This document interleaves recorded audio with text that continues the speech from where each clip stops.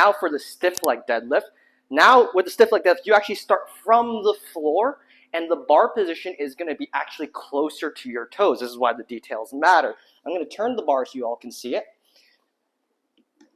Now you got the side view. I'm not going to be as close as I usually am. I might even bring it back a little bit and have the toes lined up with the bar like so.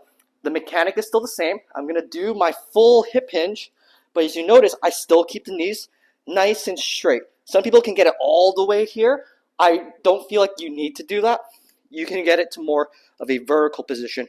I would avoid, though, pushing the knees forward because that's just a conventional deadlift, okay? So at least vertical shins or further back, depending on your flexibility and abilities.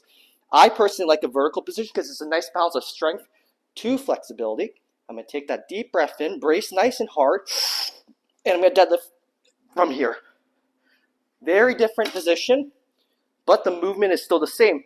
I'm still hip hinging, I'm still extending, but I'm going to start from the ground and a little bit ahead of me, just like so. It's a lot more on the posterior chain and the spinal erector, so you need quite a bit of flexibility and stability before you can attempt this. Big difference between the two. The RDL, I find you can lift a lot more weight, way less stretch, and I find it's way more glute and upper back activation, particularly in the lats, because you gotta keep it nice and close. With the stiff leg, you get a crazy deep stretch and a lot of spinal erector activation.